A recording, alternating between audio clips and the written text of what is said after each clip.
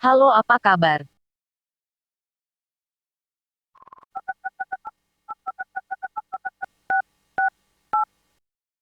Jumpa lagi dengan saya. Jumpa lagi dengan saya.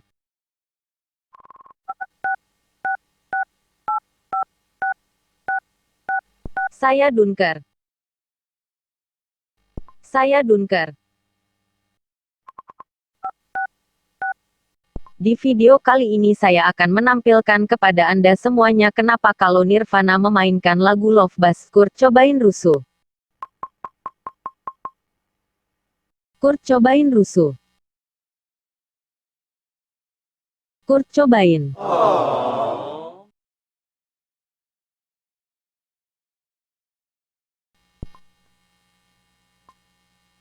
Kurt Cobain.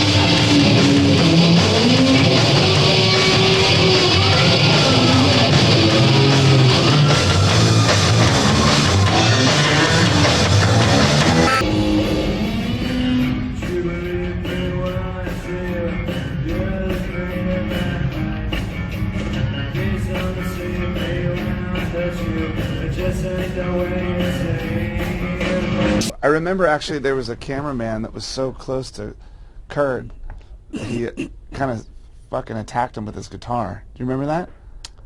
I think so. Oh, well, I think we knew that we were being filmed. We were burnt out at that point too, man. Like that, I remember we had one day off between the American tour and the European tour. One fucking day. We were just like, and we played so. I was burnt at that point. Everybody was burned.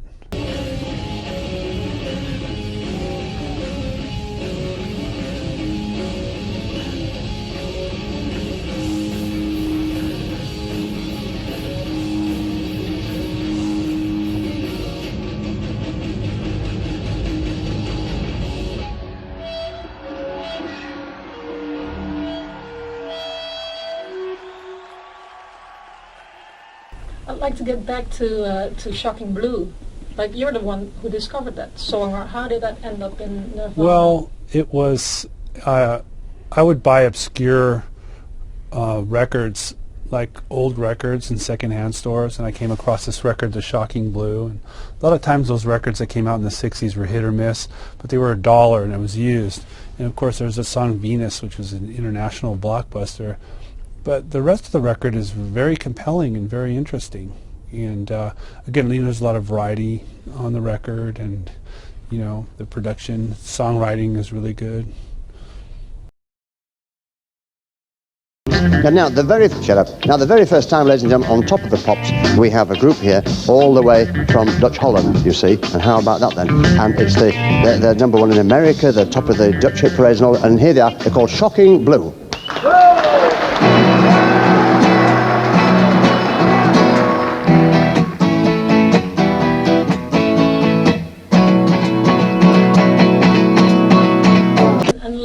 How did you? Well, how did that end up in your repertoire? Well, Love Buzz was like, we just started to kick that riff around in rehearsal, and we just did our own version of it, you know. And we had the riff, and that was the first Nirvana single. It was the first Nirvana single, yeah. So Yeah. Robbie Van Leeuwen, Mariska Varese. Would you believe me when I tell you you're the king of my dreams. So Jonathan, meanwhile, had been seeing them play shows, and he just became interested enough to say, well, let's do a 7-inch. And one side has to be this cover tune you guys have been doing, which was Love Buzz by the Shocking Blue. And Kurt wasn't that thrilled about the idea that, okay, my first record ever is going to be a 7-inch, and it's going to have only one of my songs on it, a cover tune and one Nirvana tune. So, but, he had nothing better on the table. So I think it was June or July of '88, Sub Pop sent them into the studio with me, and we did what became the Love Buzz 7-inch. And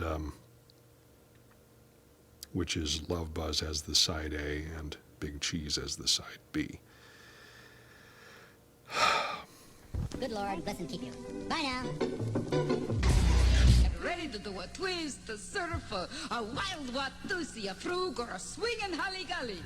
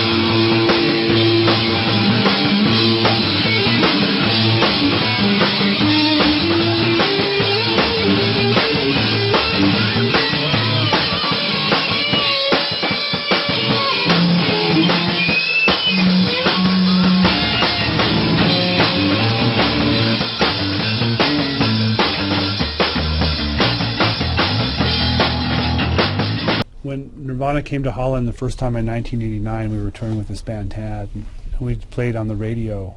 And I think it was VPRO radio. Yeah, we had a good time. We played live in the studio, and we played Love Buzz. Would you believe me when I tell you you're the queen of my heart? Please don't deceive me when I hurt you. Just ain't the way it seems. Can you feel my love? Can you feel my love? Can you feel my love?